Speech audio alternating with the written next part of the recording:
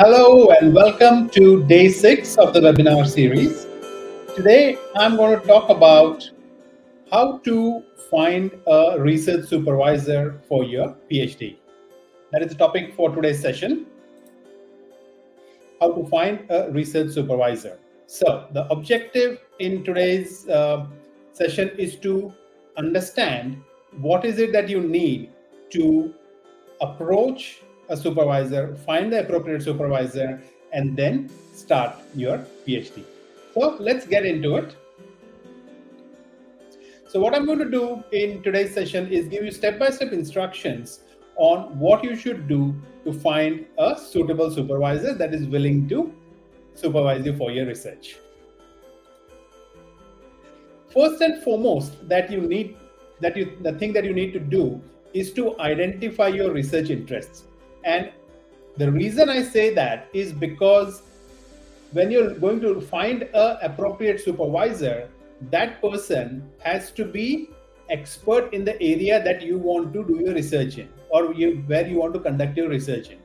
Okay, so understanding and getting a clarity for yourself on what is the research that you are interested in and what research question have you thought about. So give it some good thought before approaching the supervisor, because it will, if you approach them without having this preparation, it will just feel that you're not ready, and the questions that you would ask them in the email, that may just not make too much sense.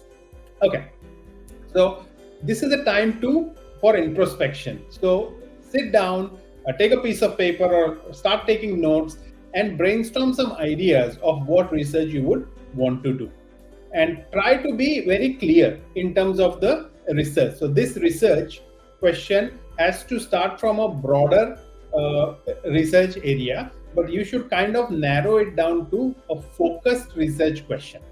Okay, and try to spend some time doing this, because when you approach a supervisor requesting his supervision, his or her supervision, they would be very much impressed if you have thought about the questions that you are going to answer in your PhD. Okay, so keep that in mind. Give it some time. Don't just suddenly think, oh, I want to do PhD and I should start emailing supervisors looking for who is going to supervise me. No, that is not the right way. The right way is to first identify your research area, formulate a few specific research questions, and then approach them.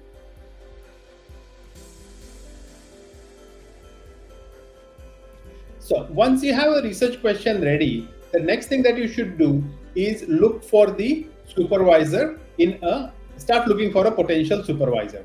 So what can you do, or where can you find them? First and foremost is start looking at the university. So if you have shortlisted which university you want to pursue your PhD, then you will look into the university website and the relevant departments to see who is available for supervision.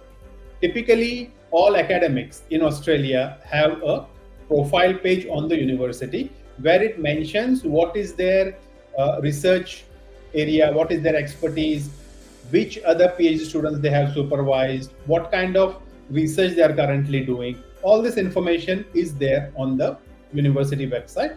So it's a good idea to kind of review or search or start your search from that point, looking at who is available. Another thing is, sometimes they also mention on the website that I'm currently looking for graduate students, or I'm looking for PhD students to join me. So if you find that on their website, then that is actually a green signal that, okay, you can approach them. Sometimes it may happen that the supervisors are busy and occupied because they may already have enough PhD students working with them. So that is the first step I would suggest, where you can find your potential supervisors. The next thing is, you can just search a research topic that you are keen on. And this could be generic Google search. It doesn't have to be on a specific university website. You can just search your research topic, or maybe Google Scholar. That is another option as well. And you will see who is currently researching in this area. Yeah, that will give you an idea that, okay, maybe these are the people that I can reach out if I want to approach someone. And another thing I would suggest here is when you're looking at Google Scholar, you can sort the results using, say, in the last 2 or 3 years or something like that. The reason why that is important is many a times people change their research focus, and this could be for many reasons. I'm not going to cover them here, but they do change their research focus. So they may be pursuing that research, or they may be involved in this research maybe 5 years before, but now they are not. So if you look at the recent publications on Google Scholar, you will get an idea that yeah, he or she is still involved in this research field, and it would be a good way to approach them.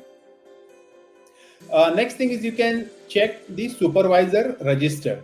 In the last yesterday's webinar, I talked about how you can find supervisor registers, and this is basically a feature that most Australian websites give, where you can search for a supervisor based upon either their name, if you know their name, or by searching your research interest. So you type in your research interest and press enter, and then you will get a list of researchers from the university who are currently available for supervision.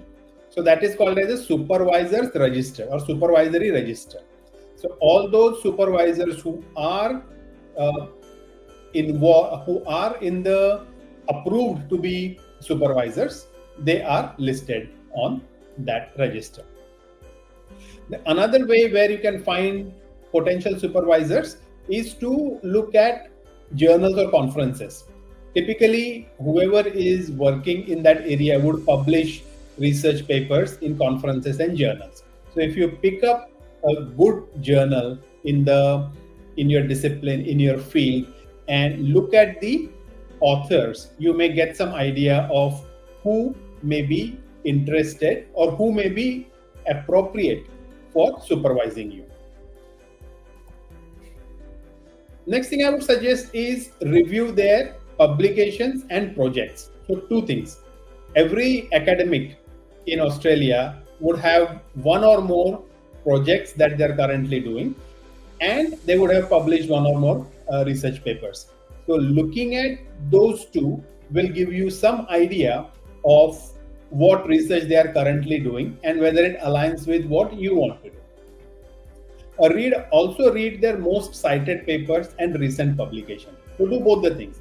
Look at the projects first of all, and also look at their most cited publications, because that is kind of should be their main research area. Okay. Next thing that you can do is, if they have listed a project on their profile page, the project will have a project summary. What the project is about, what research questions they are trying to answer, what is the methodology that they are going to choose or suggested for that particular project, and so on.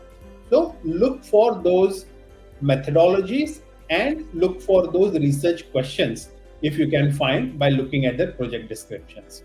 So this actually helps you prepare for approaching the supervisor in a well-prepared manner. It's not just sending out an email saying that I want to do PhD, please tell me a research topic and I am happy to work with any topic that you suggest. This is a kind of emails that I regularly get, and I don't even bother to respond to such emails. If you are going to approach me or approach any academic, be prepared, and that reflects on your academic capability and credibility as well. Another thing that you can look into is if they have a recent publication. So look at their future research section of that publication, because they would have highlighted some research directions there. And you can say that I read your paper published in this and this journal, and one of the things that you have mentioned in the future research there is to answer this research question. So I am quite keen to work on that research because it very much aligns to what I want to study or what I want to research on. Hence, I am approaching you. So you are not just sending, not just approaching them out of the blue, but you are also kind of connecting it very well. You have shown that interest, that you have read the paper. From the paper, you have found a research question from the future directions, and this is what you wanted to do as well. So although it may not be exactly the same research question, but this is what you wanted to do, and this is what you had mentioned in your research paper. There is a fair amount of similarity or alignment there. So you can mention that, and this actually looks very real and looks very authentic.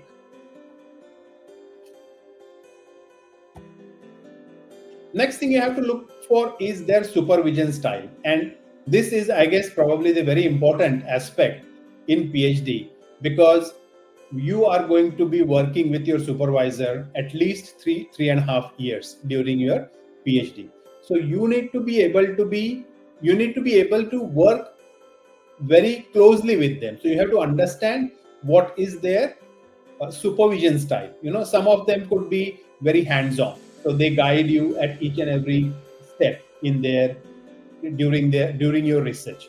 Others could be, they would expect their PhD scholars to be self-directed, independent. The students should take the initiative, that kind of. So understanding the supervisors' expectations or their supervisory expectations. So how do they supervise, or how do they like to supervise? You need to understand that, because if you are looking for somebody who gives hands-on guidance, guides you at each and every stage, but the supervisor that you're approaching, their approach is they want you to be independent. So then there is a mismatch there. And I don't say either of them is not right, but those are just two different ways of approaching supervision. So talk to, I guess, their past students. So when you talk to their past students, you will get an idea what kind of supervision style they have. And this can be very important because, like I said, it is going to be 3.5 years worth of time that you have to spend with your supervisor. So if you have that right connection, right balance and understanding, your PhD or your research journey will be much more satisfying. Sometimes the supervisor will also mention this on their website, that I am looking for a PhD scholar who is self-dependent, independent, and willing to work on a research topic that we have given or we have identified. So they can mention that. Or sometimes it could be that their students could be your friends, and then you say, okay, why don't you join this supervisor, because I'm doing my PhD with him or her, and I find it really useful and helpful to work with them. So that could be a way. And in fact, this is what actually happened with me. The way I met with my supervisor was because one of my friends was doing a research project with her. And this was back when I was doing my master's. So I did my master's and my PhD with the same supervisor. And in fact, the reason this webinar today is not live is because my supervisor has come to town. She is here in Perth, and she wants to catch up for dinner with me. So I had to record this and then be free in the evening to meet up with her. So I think if you get what I'm trying to say is, working with your PhD supervisor, you need to be comfortable with their approach, and you have to be willing to learn the way they want to supervise you. Okay, so keep that in mind. And when you meet them in the first meeting, say one-on-one meeting, if you have, you also get a feeling when you talk to them that whether I would be comfortable working with this person as my supervisor or not. Okay. Next, let's talk about personalization. Thoroughly read one of their research articles and mention that when you reach out to them. So I already mentioned about this earlier, that when you are going to reach out to them, say for example, you're going to send them an email, you need to be well prepared on how and what you can talk to them. Yeah. So having read some of their recent research articles, reading their project proposals or projects that they're currently involved in, that will give you a upper hand when you are kind of reaching out to them. It will not be like a cold call or a cold email, but this would be much more connected and much more. It will look very, very well prepared, and you're kind of ready to approach this person. This should not feel artificial. So keep that in mind as well. Many a times I do get emails from prospective students, but when I read it, I don't feel any connection. It just seems like a standard email. I guess they would have sent it to everyone. There is no personal connection or touch in that email when I read it. I often see such emails and I can easily figure out that they have not read my paper. Yeah, this happens very often, that, oh, I have read your paper about this and this, and I want to do your research. Want to do research with you. But when I read that, I know, after having received so many emails over so many years, that this person has not read the paper. They have just mentioned. They probably searched my name. This is the first paper that came up in the Google Scholar results. They selected that and sent that, okay, I have read this paper. Many a times the papers that are highly cited are those that I'm not even researching on these days, because I have moved on.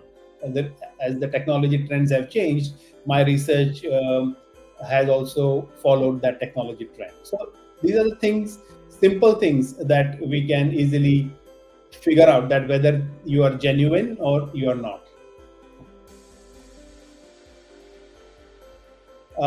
Be genuine. See, again, I would suggest send one email to one professor in one day. Just stick to that. Don't just kind of say spam one email cover letter to like everyone in the department, because we talk to each other. When I receive an email from someone, I'll talk to my friend next door. Did you receive something like this? Or somebody else, did you receive something like this? And we talk to each other. So it is not that we are sitting in isolation or silos, that we don't see each other or don't talk to each other. So if you are going to do that, just do one email a day, and just don't do random emails. It becomes a nuisance for people, for us, because we just have to acknowledge the email. We just can't say no. We just can't reply. So if somebody sends us a reply, it is polite for us to at least acknowledge them and say that, sorry, we are not taking on any students at this moment, or so on.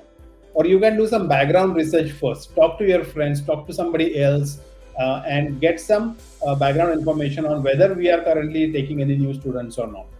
So that is also a good way to approach a potential supervisor. And another thing, I think I mentioned in some of my earlier webinars as well, that if you are sending an email, avoid doing copy and paste, because there are often mistakes that happen during copy and paste. Sometimes I receive email which is addressed to a completely different person.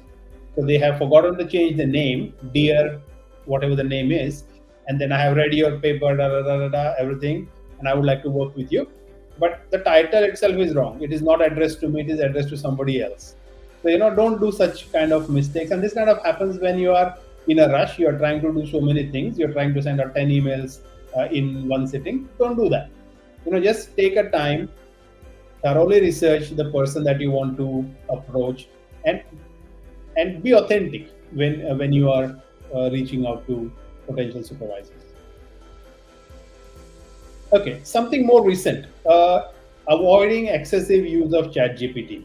See, I can easily figure out if an email or a content is written using ChatGPT. I don't really need any sophisticated plagiarism detection softwares to know whether this is somebody who has written it genuinely or if it is, written by AI. So if you are kind of trying to reach out to someone, avoid using AI, because it is just too good to read. And when you get that kind of emails, which is becoming very common nowadays, there is no personal connection in it. It should, when you send an email, it should reflect your personality in that email, and that is not happening with the use of AI. Another thing to remember is, don't just go by the odds, thinking that if you send like 100 emails, somebody would respond to you, and then you will start doing your PhD with them. I think this is a two-way street, right? So first of all, you are looking for someone to do your PhD with, but that is not just someone, right? You should have some specific criteria with whom you want to work. So sending out random emails is not going to serve that purpose. You have to be specific that I want to be supervised by somebody who is in this university, or somebody who has supervised 20 students in the past, who is a good supervisor. You have to have some criteria that you want to stick to when you are reaching out to them. So don't do this bulk emails, kind of changing the names and doing mistakes and stuff. It doesn't give a good impression, and we can easily figure out when somebody has done it. So you need to be very clear who you want to work with, and you want them to respond. So sending out these hundreds of emails and hoping one person to respond, that person may not be suitable for your research. So select maybe 5 or 6 people or 10 people, study them, study their work that they are doing, and then approach them. And when you do this, the person receiving the email can feel that difference. So it is not an email that has been sent to someone, to a lot of people. This has been a specific email communication that has happened only with me, and we can figure out that this is whether this is the case or not. And have patience and show some level of commitment. Okay, so if a professor is working with you on, say, helping you, you have sent out an email, the professor responds to you, and they have given you some suggestions on improving the proposal, or so on and so forth. So have patience and work with them and show some commitment. So stop talking to somebody else while you are working with someone. It is just unethical to do that. And this happens, which is why I'm telling, and I have experienced this myself. So academia is a very small world, So when you do such things, now or later, it will kind of backfire with you. So keep that in mind. Next thing is networking. I can't stress how important networking is. And if you are talking or connecting with people in different networking venues, could be a conference, could be a lecture, this is an opportunity for you to kind of connect with the person in real world, even before you start your PhD. Sometimes what happens, or on most occasions, I guess a lot of students who want to pursue PhD, they are not in Australia. So most of the communication happens online. But if you do get the opportunity to meet someone, maybe at a conference, the person who you want to work with is attending a conference, maybe he or she is giving a keynote there, you go to that conference, attend that conference just to meet them, and you build up your connection at that point with them. Like I said, conferences, lectures, events, workshops are venues venues where you can find potential supervisors. When you are attending their session, ask some relevant and useful questions so that they notice you, and so that you can later follow up after their talk is finished, during maybe the coffee break or tea break or lunch break, and you can talk to them and say that, see, this is what I'm doing. I'm interested in pursuing PhD, and whether you would be willing to take me on as your student, as your PhD student. So this kind of helps a lot in building that connection, because you have met them, they have known you, and that connection is much more powerful than you sending out an email. So if you have met somebody in person, they are more likely to connect with you, and they will try to help you out if they can. Next thing is proposal. Ensure your research proposal resonates with the potential supervisor's current research interests. So I did mention that about earlier as well, where I said that look at their publications, look at their projects, and get an idea of what they're working on, and then build your research or develop your research proposal along those lines so that it aligns with their interest, and then it generates a interest for them to take you on as their PhD scholar. A good supervisor would take time to work with you on building the proposal, and this is what I often do with students who I want to work with. And once they have crossed all these hurdles and I've decided, okay, I want to spend some time to help this person to develop a proposal that will not only get the admission to PhD, but will also have a very good chance for getting a scholarship. So when I start working with someone, I expect reasonable and timely response. And I can easily judge that, whether this person is talking to multiple academics or not at this stage. So if somebody has taken interest with you, guide you, or to work with you, give your undivided attention to them. They deserve it. Okay. If the supervisor is not providing sufficient support, then you may find somebody else, because that just kind of also shows their supervision style, in a sense. So if you're comfortable with that, maybe go ahead. If not, then you can always check who else is willing to provide some good feedback. You need to prove that you are worth their time, right? They are giving your time to help you, guide you through that process.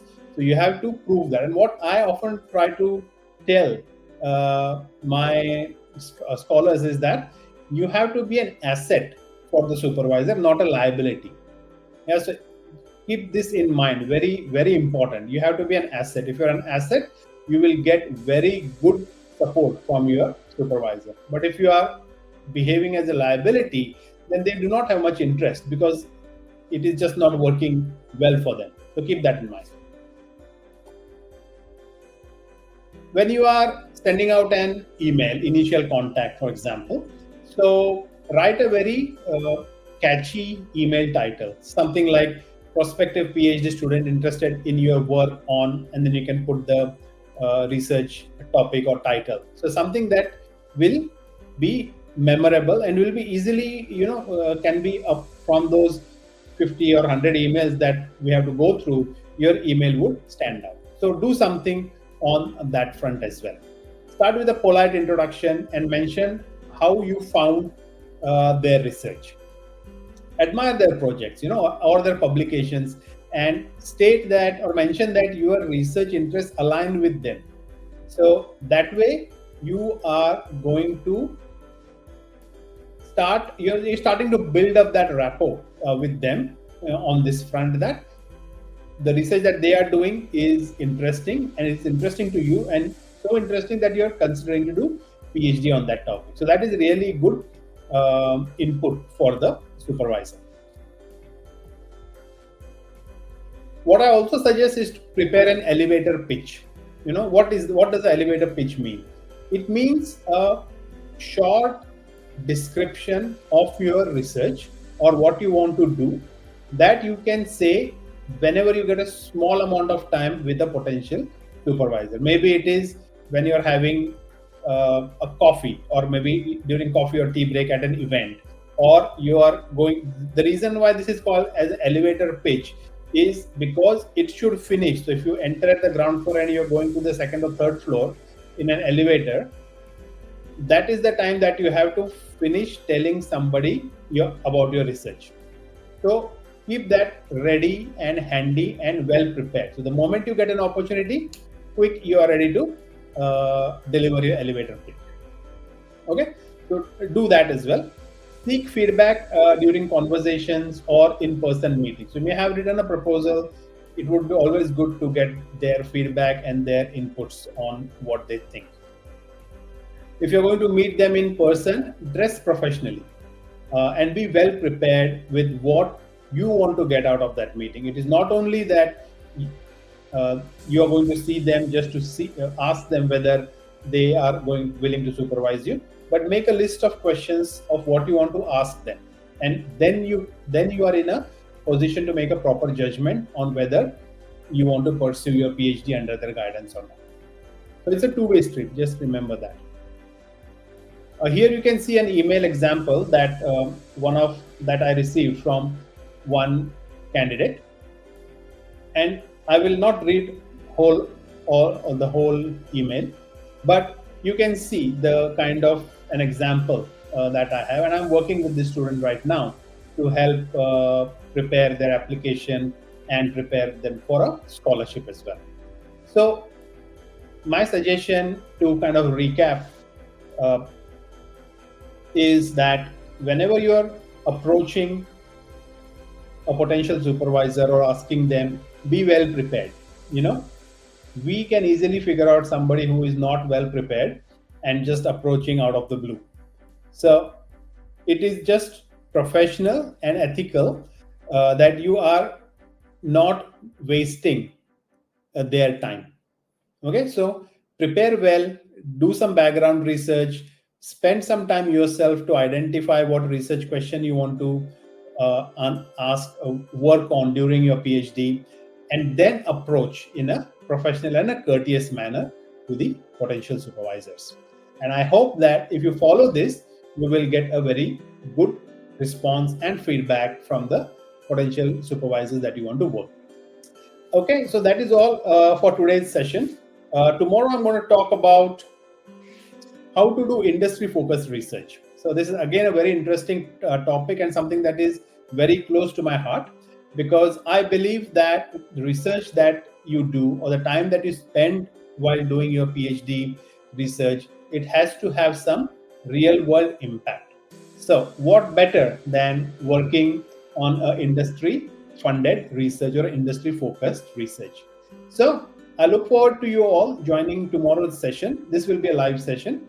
I hope that, and I believe that you will be really interested in this topic. And this is the new trend in research, where PhD is more industry focused rather than purely academic. So join me tomorrow on this session. And like I said, do share this webinar series with everyone in the academic world. They will benefit a lot. And try to attend the sessions in person, live, so that you can ask questions and I can answer them. All right, so I'll see you tomorrow to talk about how to do industry-focused research. All right, thank you very much and have a good day. Bye.